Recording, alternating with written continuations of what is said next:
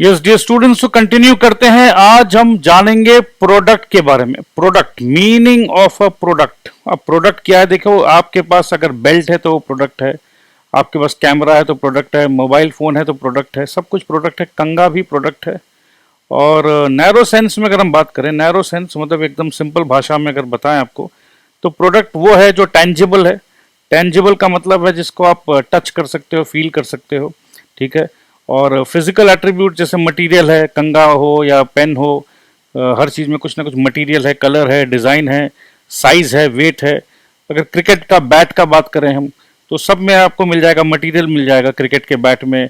Material English willow हो या Kashmiri willow हो, बैट का कलर मिल जाएगा, डिजाइन मिल जाएगा, साइज, वेट। और these are assembled in an identifiable form that a seller offers to the customers for sale. So seller जो है कुछ भी बेच सकता है और आपको एक प्रॉपर साइज, वेट, डिजाइन करके आपको दे रहा है। अब एग्जांपल आपके सामने है यहाँ पर बॉल पेन का। सो ब्रॉड सेंस में जो है, ये तो था नैरो सेंस। नैरो सेंस में बताया गया कि एक टेंजिबल एस्पेक्ट है जहां साइज, वेट, कलर है। बट अगर हम ब्रॉड सेंस में बात करें, सो ब्रॉड सेंस में सिर्फ और सिर्फ फिजिकल एट्रीब्यूट्स नहीं है जी, और भी कुछ होना चाहिए। अब देखो, अगर क्रिकेट बैट है बट उस बैट में क्रिकेटिंग शॉट ही नहीं है, ऐसा वुड से बना हुआ जो कि बेनिफिट नहीं है, तो क्या वो बैट का कोई वैल्यू रहेगी आपके लिए? क्या वो प्रोडक्ट आपके लिए अच्छा है? नहीं। सो प्रोडक्ट में क्या होना चाहिए? फिजिकल एट्रीब्यूट्स के साथ साथ बंडल ऑफ बेनिफिट्स होना चाहिए, ठीक है। बंडल ऑफ बेनिफिट्स अगर नहीं है, ध्यान दीजिएगा, ये बंडल ऑफ बेनिफिट्स सबसे ज्यादा इंपॉर्टेंट है। ये बंडल ऑफ बेनिफिट्स अगर नहीं है तो क्या आपको सेटिस्फैक्शन मिलेगा? क्या? Question mark. प्रोडक्ट में आपको बेनिफिट, अगर जो बेनिफिट आप सोच के प्रोडक्ट लिए हो, वो बेनिफिट, अगर आपका एग्जाम है और आपने एक अच्छा पेन खरीदा बट पेन का फ्लो बहुत अच्छा नहीं है, तो आपको ये बंडल ऑफ बेनिफिट नहीं मिल रहा है, आपको सेटिस्फैक्शन नहीं दे रहा है, तो आप बोलोगे कि ये प्रोडक्ट अच्छा नहीं है, this is a very bad product. तो प्रोडक्ट में बेनिफिट होना जरूरी है, सेटिस्फैक्शन होना और भी ज्यादा जरूरी है। और देखा जाए तो बेनिफिट है तो सेटिस्फैक्शन है। सो ब्रांड नेम जहां पर इंपॉर्टेंट रोल प्ले करता है। ब्रांड नेम मतलब क्या? देखो, जैसे अगर आपने कुछ गाड़ी खरीदी और आपको पता है कि भाई ये ब्रांड का गाड़ी जबरदस्त अच्छा रहता है, कोई कंप्लेन नहीं है, तभी तो ब्रांड नेम का महिमा है। पेन भी अगर आपने खरीदा तो किसी दोस्त ने कहा, अरे यार तुमको मैंने बताया था ना, वो मित्सुबिशी वाला पेन खरीद लेना चाहिए था, बड़ा जबरदस्त रहता है एग्जामिनेशन में। तुम भी पता नहीं कौन सा चालू ब्रांड का पेन खरीद लिए। सो ब्रांड नेम का देखो कहीं ना कहीं वैल्यू है। ब्रांड नेम, लेबल, गुडविल, ठीक है, ये सबका वैल्यू है। सो फिजिकल एट्रीब्यूट्स जो कि प्लास्टिक है या मटेरियल है, साइज है, जो भी है, साथ साथ आप ध्यान देते हो पेन में क्या है?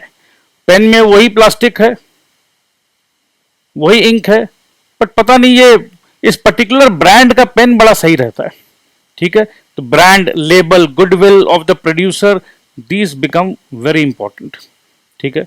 ये सेम चीज जब हम गाड़ी खरीदते हैं तो हम लोग वारंटी देखते हैं, और गाड़ी के साथ प्रेस्टीज वैल्यू भी एसोसिएटेड है।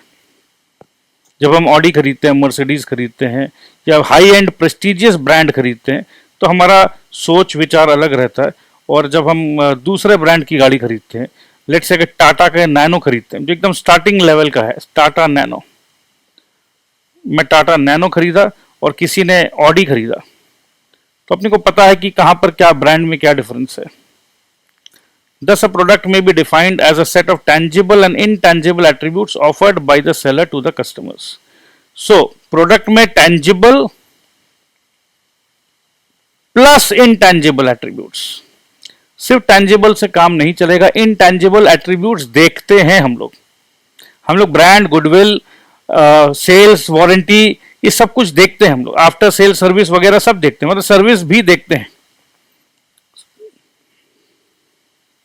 सो अल्टीमेटली प्रोडक्ट को हम कैसे परसीव कर रहे हैं, तो परसेप्शन जो है ये बहुत इंपॉर्टेंट है। परसीव, कस्टमर, कौन परसीव कर रहा है? Customer. For example, when a consumer buys a bathing soap, सौंदर्य साबुन निरमा, सौंदर्य साबुन निरमा, ठीक है। ये सौंदर्य साबुन निरमा जो है, ये आपको बता रहा है कि हा, fair and lovely, fair and lovely, complexion सुधार देगा जी, आप खूबसूरत लगोगे। सो कहीं पर ये आपके दिमाग में डाला जा रहा है कि आप ये प्रोडक्ट, ये केमिकल नहीं खरीद रहे हो, आप हमसे खूबसूरती खरीद रहे हो। और कौन नहीं चाहता कि हम खूबसूरत लगें। सो आप देखो कि आप खरीद क्या रहे हो, ये आपको किस प्रकार से बेचा जा रहा है। सो अब हम बात करेंगे जी फिजिकल नहीं, features of a product. Product क्या है ये समझ में आ गया है, प्रोडक्ट का फीचर्स। पॉइंट नंबर 1 टेंजिबिलिटी, ये डिस्कस हो चुका है अच्छे से, ठीक है। टेंजिबिलिटी का मतलब ये साइज, शेप एटसेट्रा, ये टच कर सकते हैं, फील कर सकते हैं, टेंजिबिलिटी। और एसोसिएटेड एट्रीब्यूट्स क्या है, एसोसिएटेड एट्रीब्यूट जैसे कि ब्रांड नेम, वारंटी, ये सब एसोसिएटेड एट्रीब्यूट्स है। प्रोडक्ट का लाइफ साइकिल होता है। पहले जो बल्ब हम लोग यूज करते थे घरों पे, अब एलईडी का जमाना आ गया, एलईडी का जमाना आ गया। सो प्रोडक्ट में ग्रोथ से पहले प्रोडक्ट इंट्रोडक्शन होता है। सो आज के दिन में अगर एलईडी का जमाना बहुत तेजों पे है तो हम बोलेंगे कि बड़ा मैच्योर्ड मार्केट हो गया। बट आने वाला टाइम पे कभी ना कभी दूसरा टेक्नोलॉजी आएगा तो डिक्लाइन होगा। जिस प्रकार से ये पहले का जो बल्ब वाला जो टेक्नोलॉजी है वो डिक्लाइन हो गया, आज के दिन में हम सब कुछ एलईडी बल्ब खरीदते हैं। सो पहले का जो टंगस्टन बल्ब था वो अब हम लोग नहीं खरीद रहे हैं। एक्सचेंज वैल्यू, जब भी कोई प्रोडक्ट खरीदना है तो एक्सचेंज करते हैं, पैसे देते हैं, प्रोडक्ट लेते हैं। सेटिस्फैक्शन तो भैया बहुत जरूरी है, अगर कुछ भी प्रोडक्ट खरीदेंगे और सेटिस्फैक्शन नहीं मिलेगा तो क्यों खरीदें हम। चलिए प्रोडक्ट तो देख लिया, अब सर्विसेज में आ जाते हैं। सर्विसेज क्या है, सर्विसेज डॉक्टर का सर्विस लेते हैं, लॉयर का सर्विस लेते हैं क्या नहीं, घर पे हेल्पर्स का भी सर्विस लेते हैं, प्लम्बर इलेक्ट्रिशियन का भी सर्विस लेते हैं, और अगर घर पे चोरी हो गई तो पुलिस का भी सर्विस लेते हैं, हॉस्पिटल का भी सर्विस लेते हैं। तो सर्विसेज क्या है, सर्विसेज इनटेंजिबल बेनिफिट्स है। इनटेंजिबल सर्विसेज को छू नहीं सकते, ठीक है। Intangible benefits, utilities and ultimately satisfactions which are offered for sale, offered for sale। Doctor जो है वो अपना सर्विस दे रहा है मगर वो पैसे लेगा जी, ठीक है, offered for sale। Transportation, communication, banking, insurance, warehousing and advertising are for example considered services. ये सब सर्विसेज है जी, प्रोडक्ट नहीं है। ट्रांसपोर्टेशन प्रोडक्ट नहीं है, ठीक है, छू नहीं सकते हो ट्रांसपोर्टेशन को, ठीक है। आपका प्रोडक्ट जो है वो गाड़ी में बैठकर, अब कैब जो है या लॉरी जो है या ट्रक जो है वो प्रोडक्ट है, बट आपके सामान को एक जगह से दूसरे जगह ले जाना वो सर्विस है, उसे ट्रांसपोर्टेशन सर्विस कहते हैं, ठीक है। सो प्रोफेशनल्स जो होते हैं जैसे doctors, lawyers, chartered accountants, engineers, architects, consultants, ये भी आपको सर्विसेज देते हैं। आगे चल के हम क्लासिफाई करेंगे इनको। क्या हम सर्विसेज को देख सकते हैं? नहीं, it can not be seen. Touch कर सकते हैं, और तो और क्या स्टोर कर सकते हैं, क्या फ्यूचर के लिए स्टोर कर सकते हैं सर्विस को? डॉक्टर आपका सर्विस हम स्टोर करना चाहते हैं, नहीं भैया, मगर एक फर्नीचर है उसको आप 100 साल तक भी स्टोर कर सकते हो। Services can not be separated from the service provider. जो सर्विस प्रोवाइडर है उस वही तो सर्विस देगा, तो अलग अलग कैसे करेंगे, नहीं कर सकते। The quality of service can not be standardised और made uniform at all time. अब सर्विस जो है वो स्टैंडर्डाइज नहीं हो सकता। आपके घर पे एक मॉडल है आपका फोन का, समझ लीजिए सैमसंग A21, तो सैमसंग A21 जितने भी लोगों के पास है, same to same configuration, same to same screen quality, same to same आपका रैम, पिक्चर क्वालिटी भी सेम, तो इसे कहते हैं स्टैंडर्डाइज्ड प्रोडक्ट। बट सर्विसेज क्या स्टैंडर्डाइज्ड हो सकता है? कहीं ना कहीं ह्यूमन इमोशन से जुड़ा हुआ है, इमोशंस का फ्लक्चुएशन है, तो स्टैंडर्डाइज नहीं हो सकता है। चाय बनाने वाला जो है वो आपको same to same exact same to same taste generally नहीं मिल सकता है।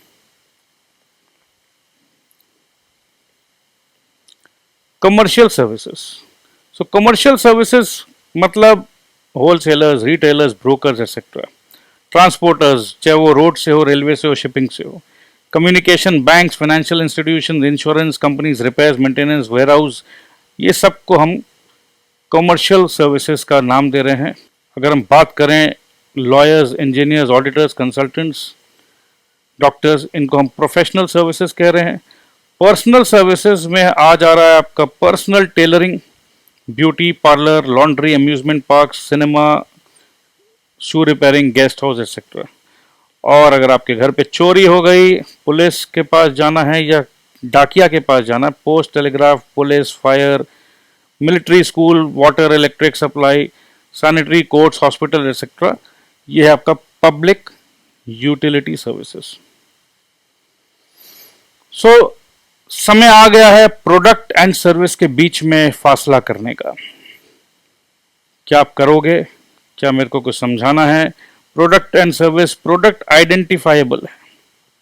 प्रोडक्ट को हम आइडेंटिफाई कर सकते हैं कैसे? जैसे सैमसंग का मॉडल आपके घर पे किसी के हाथ में आपने फोन देखा, तो आपने देखा ओ ये प्रोडक्ट तो सैमसंग A21 है, गैलेक्सी, यस, तो आप तुरंत आइडेंटिफाई कर लिए।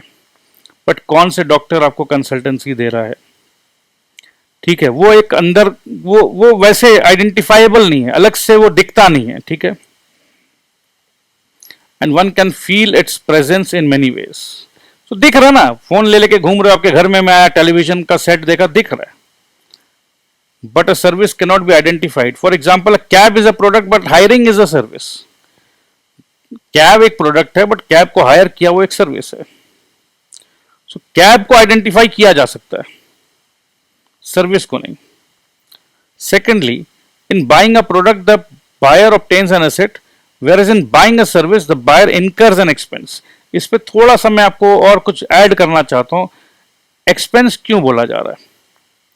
सर्विस को एक्सपेंस, और कुछ खरीदते हैं तो उसे एसेट। एसेट का मतलब है जिसका बेनिफिट आपको 1 साल से ज्यादा मिलेगा। अकाउंटिंग में 1 साल से ज्यादा जिस भी चीज का बेनिफिट मिलता है उसे हम एसेट का दर्जा देते हैं।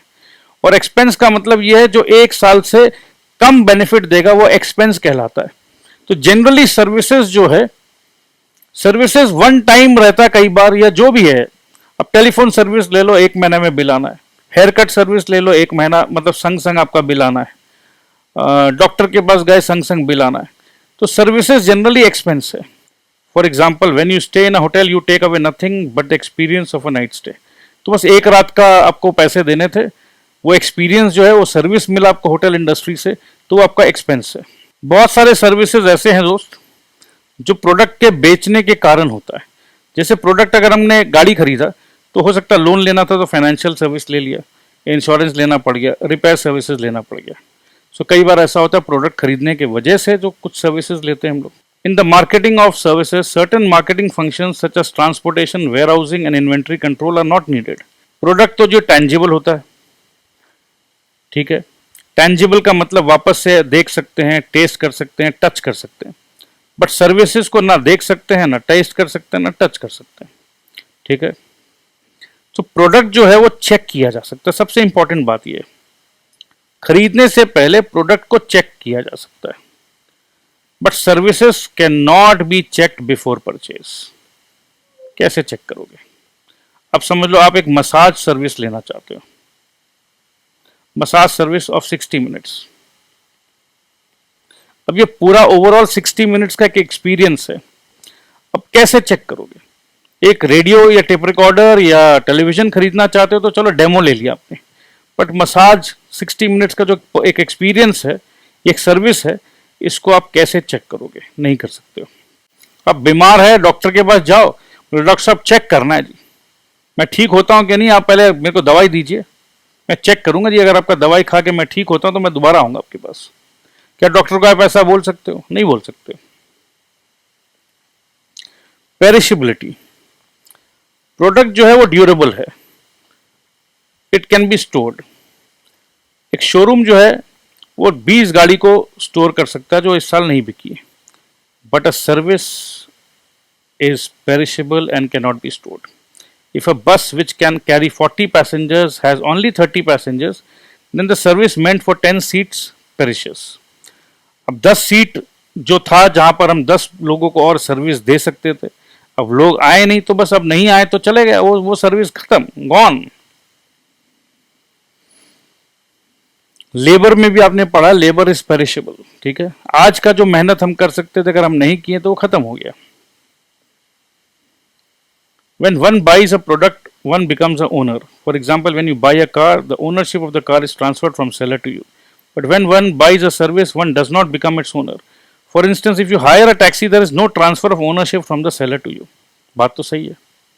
टैक्सी का सर्विस लिया, टैक्सी का मालिक नहीं बने आप। Inseparability.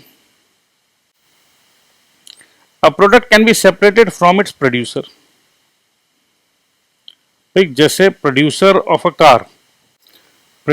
Car can not be present when the car is sold to a customer, but a service can not be separated from the service provider. For example, when you travel by a taxi, the taxi driver has to be present. अब doctor का service लेना, doctor बोलता है जी मैं तो जी जा रहा हूँ, मेरे नाम का सर्विस आप इससे ले लीजिए, मेरा कंपाउंडर है ना वही आपको टेस्ट करके बता देगा। बोले अरे डॉक्टर साहब आप इतने पढ़े लिखे डिग्री होल्डर है, तभी तो सोच के आपके पास आया हूँ। और नहीं नहीं मैं इसको सिखा दिया, इससे ले लो, होता है। बट कार मैन्युफैक्चरर का जो मेन मालिक है वो नहीं भी रहे तो कोई दिक्कत नहीं है, आपको प्रोडक्ट खरीदना है, आपको मैन्युफैक्चरर से मतलब नहीं है, आपको प्रोडक्ट से मतलब है। होमोजीनियटी, होमोजीनियटी का मतलब है एक स्टैंडर्डाइज प्रोडक्ट। तो स्टैंडर्डाइज तो प्रोडक्ट हो सकता है, प्रोडक्ट के ऊपर हम स्टैंडर्ड्स फिक्स कर सकते हैं, सर्विसेज में मुश्किल है। Each unit of the product is a perfect substitute for another. Perfect substitute. भाभी भाभी आप जो चाय मेरी बहन को पिलाते हैं ना, वो चाय का क्वालिटी मेरे को नहीं पिलाते आप।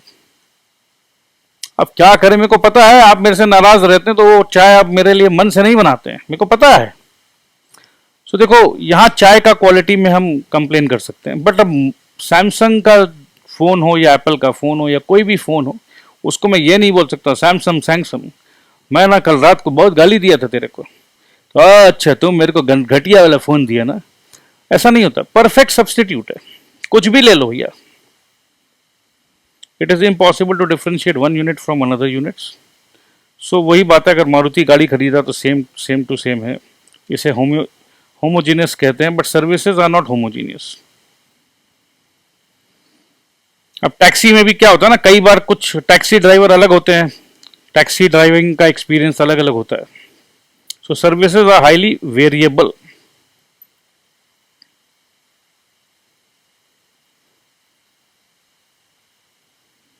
A patient may not get the same treatment in a village hospital which he gets in a metro hospital. तो सर्विसेज का जी ये तो है। Technology, a product is a technology based whereas a service is person based. For example, the quality of a car is dependent largely on production technology, but the quality of repair is largely dependent on skill of a mechanic. So manufacturing जो हो रहा है वो technology से हो रहा है, और सर्विस जो हो रहा है वो पर्सनल स्किल से हो रहा है। आफ्टर सेल सर्विस, गाड़ी, scooter, air conditioners, TV sets, refrigerator, इनको रिपेयर एंड मेंटेनेंस का दरकार पड़ता है जी। आफ्टर द सेल हो गया, बट रिपेयर मेंटेनेंस चाहिए। बट सर्विसेज में कोई रिपेयर मेंटेनेंस का चक्कर नहीं है जी। आपको जैसे दोबारा डॉक्टर के पास जाना है तो वो नया सर्विस है वो, ठीक है, that is not after sale service. करें क्या कस्टमर मैन्युफैक्चरिंग में पार्टिसिपेट करता है जी? Customers do not participate in the process of manufacturing of products. Product manufacturing में कस्टमर का कोई रोल नहीं है, but customers participate in the production of service. कैसे कैसे कैसे? एग्जाम्पल है, for example, when a car is manufactured the customer need not be present in the factory, but when he hires a taxi he has to be present in the taxi. अब जो customer service ले रहा है उसको तो रहना होगा ना वहां पर। Marketing mix, in the case of products marketing mix consist of 4 elements: product, price, place and promotion. But in case of services, marketing mix consists of 3 additional elements: people who provide service, physical evidence, the tangible aspects of the environment in which a service is provided, furniture, interior decoration and crockery used in a restaurant, and process, a series of steps involved in providing a service. आइए अब देखते हैं distinction क्या है, product and services के बीच में distinction क्या है। टेंजिबिलिटी, ये मेरे ख्याल से अगर आप खुद देखो तो बेटर रहेगा, क्योंकि हमने सब कुछ वर्ड बाय वर्ड पढ़ा है, तो ये यहां से अब आपको देखना चाहिए। नेक्स्ट कॉन्सेप्ट है प्राइसिंग। सो सीधा बात है, जो जिसका प्रोडक्ट है वो जो चाहता है कि भाई मेरे को इतना पैसे दे दो, वही प्राइस है। तो इसमें तो मेरे को नहीं लगता कि कुछ समझाना है, अपने सबको पता है प्राइस क्या होता है।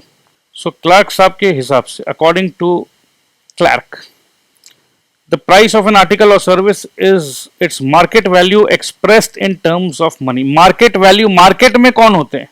मार्केट में होते हैं बायर्स एंड सेलर्स, ठीक है। सो अगर ऐसा सिमिलर प्रोडक्ट कोई और बेच रहा है तो सेलर हो गया, और खरीदने वाले कुछ है। अगर देखो ऐसा प्रोडक्ट का 400 रुपया डिमांड हो रहा है और वो मिल रहा है, तो वही मार्केट वैल्यू है। It reflects the worth of a product और service and the amount of money for which it can be exchanged. In practice, a person buys certain services or facilities along with the product, and the price which he pays represent the amount of money paid for a product and services accompanying it. Therefore, price may be defined as the amount of money which is required to acquire in exchange of specific assortment of product and its accompanying services. So ultimately क्या देना है यार, ये चाहिए मेरे को और क्या देना है। Pricing is the process of translating the value of a product or service in terms of money. It involves not simply the determination of base price but the terms and conditions of sale, transportation cost, mode of payment, discount, etc. सब कुछ आ जाता है। Discount क्या दे रहे हो, क्या transport का क्या लगना है, सब कुछ आ जाता है। Price is an important element in the marketing mix of a firm and affects other components of the marketing mix.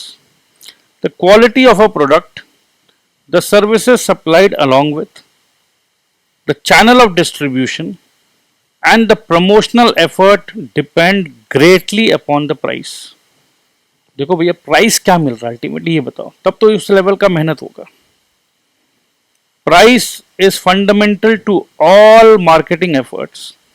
It is the regulatory mechanism by means of which the seller and the buyer come to a mutually satisfactory understanding. सिर्फ seller चाहेगा कि मेरे को इतना पैसा मिलते रहे और बायर रेडी नहीं है, तो क्या वो प्रोडक्ट बिकेगा? बिल्कुल भी नहीं बिकेगा। सो अल्टीमेटली दोनों का म्यूचुअल सेटलमेंट या म्यूचुअल सेटिस्फैक्शन और म्यूचुअल अंडरस्टैंडिंग बहुत ज्यादा जरूरी है। Price determines largely the sales volume and profit margins. Price structure affects the competitive position and market share of a firm. देखो जितना ज्यादा प्राइस हम चार्ज करेंगे और मेरे कॉम्पिटिटर्स कम प्राइस चार्ज कर रहे हैं, तो मेरे को बहुत बड़ा मार्केट शेयर कभी नहीं मिलेगा। तो मेरे को हमेशा मेरे प्रोडक्ट के प्राइस को बड़ा कॉम्पिटिटिव रखना होगा।